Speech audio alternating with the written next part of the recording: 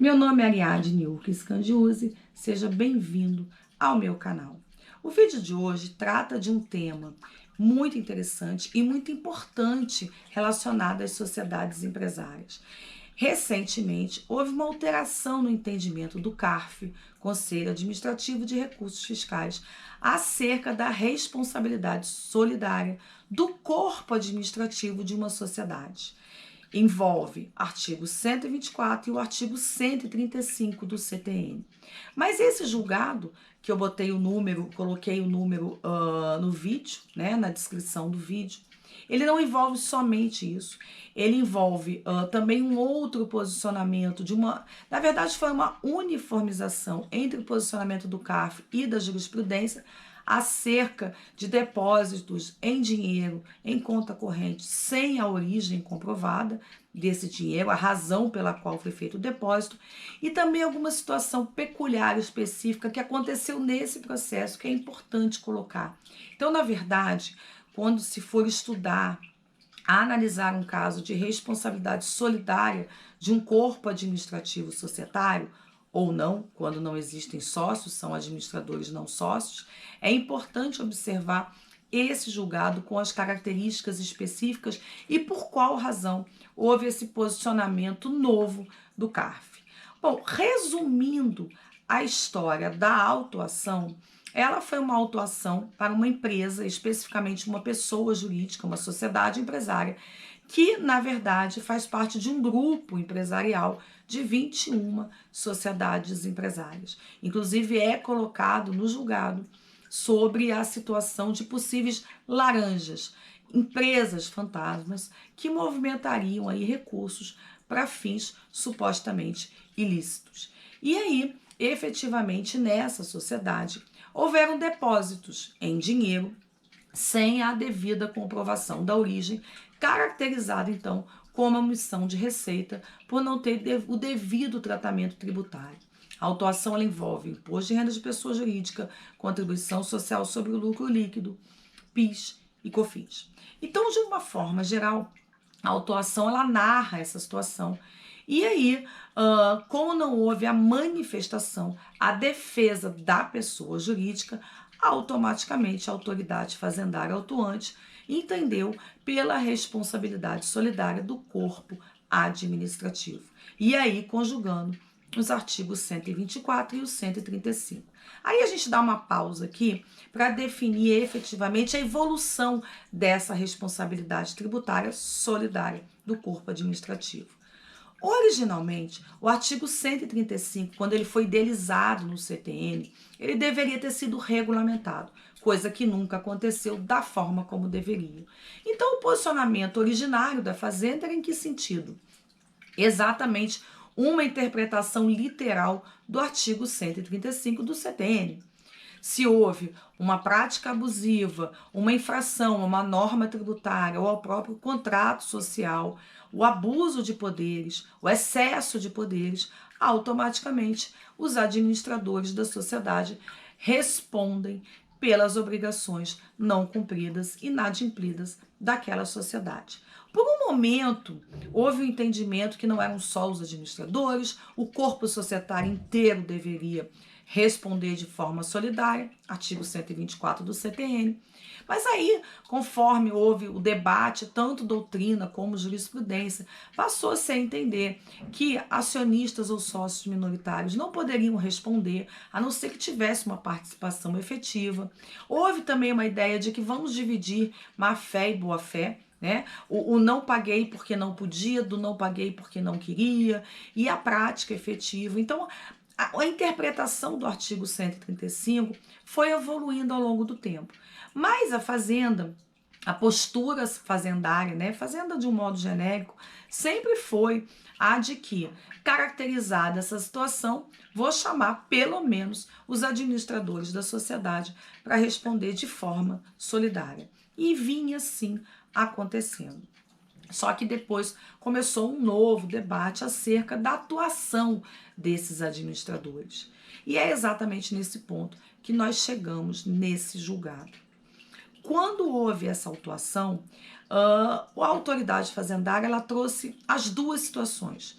a questão da responsabilidade solidária desses administradores, em razão dessa suposta omissão de receita, em razão de depósitos em dinheiro em conta corrente, sem essa origem definida e, consequentemente, sem o tratamento adequado, principalmente por conta de lucro, fato gerador de um imposto de renda de pessoa jurídica, e, ao mesmo tempo, a tal da operação fraudulenta, que é colocada, né, nessa autuação acerca da existência dessas 21 sociedades empresárias que, na verdade, estariam sendo utilizadas como laranjas, simplesmente para movimentar recursos e, assim, também efetuar essa sonegação de tributos. Só que aí é o problema.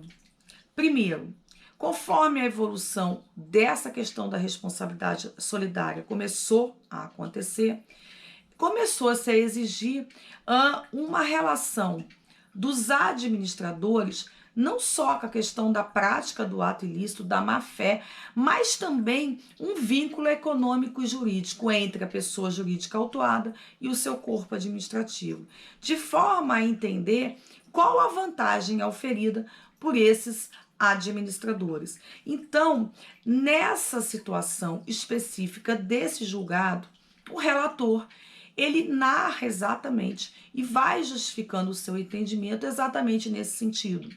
A autoridade fazendária trouxe os dois problemas, esse grupo empresarial de 21 sociedades empresárias que estariam atuando nessas condições de laranjas para movimentar esses recursos e, ao mesmo tempo, a situação de administradores dessa sociedade autuada que, hipoteticamente, deveriam oferir alguma vantagem com esses depósitos realizados na conta sem a origem definida.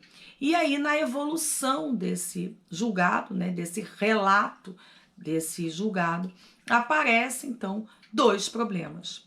O primeiro problema é que a autoridade fazendária, que fez a autuação, né, o auto de infração e imposição de multa, ela não conseguiu fazer o vínculo e comprovar esse vínculo entre a sociedade que foi autuada e o corpo administrativo sobre esses depósitos que foram realizados. Ou seja, não houve de forma efetiva uma vantagem econômica dessas pessoas. Esse dinheiro, trocando em miúdos, não foi depositado em nenhuma conta relacionada a essas pessoas. E essas pessoas também não são cotitulares da conta corrente da pessoa jurídica autuada.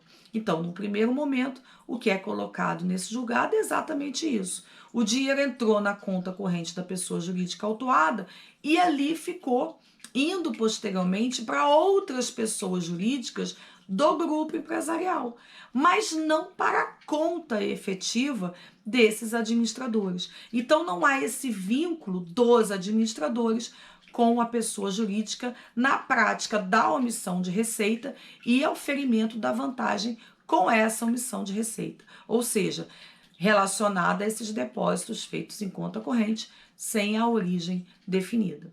Ultrapassada essa situação, vem uma segunda situação que o relator narra acerca das 21 sociedades empresárias que estariam nesse esquema de sociedades laranjas, fantasmas, como muitos falam, mas que não era objeto da autuação.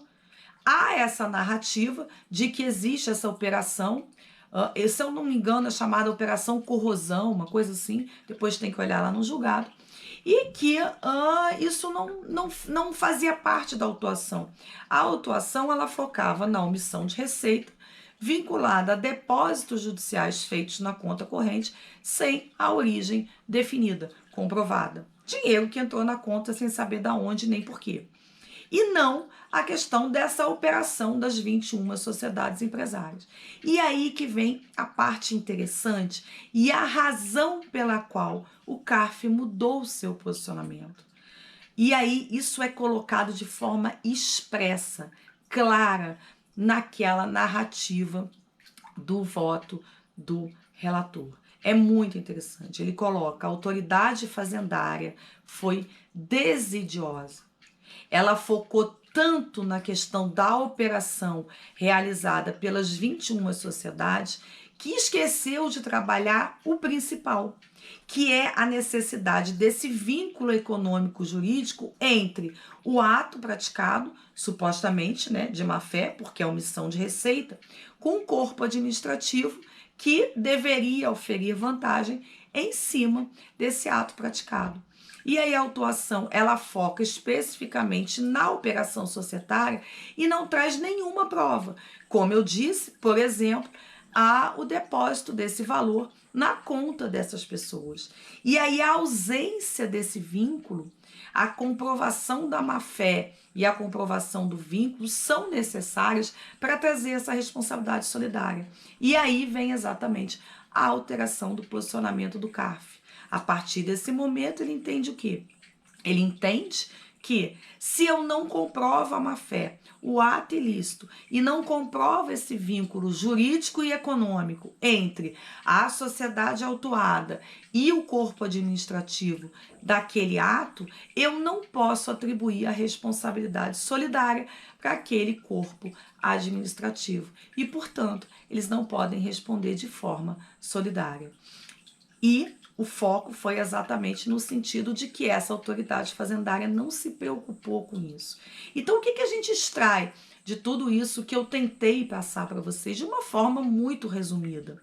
Resumindo o resumo, o que acontece? Hoje, a partir desse momento, essa decisão é de agosto de 2022, o CARF, o Conselho Administrativo de Recursos Fiscais, entende que eu posso atribuir responsabilidade solidária do corpo administrativo junto à pessoa jurídica autuada se eu comprovar, além da má-fé, da presença da ilicitude, esse vínculo econômico e jurídico. Ou seja, um mínimo de vantagem auferida desse corpo administrativo. Senão, eu não tenho como trazer a responsabilidade solidária dessas pessoas. Mudou bastante, perto do que se tinha antes. Bastava o ato, bastava a ilicitude e o corpo administrativo ali para responder de forma solidária. Espero que eu tenha esclarecido esse julgado. Qualquer dúvida, qualquer explicação maior, só mandar uma mensagem para mim que eu respondo. Até o próximo vídeo. Espero que vocês tenham gostado.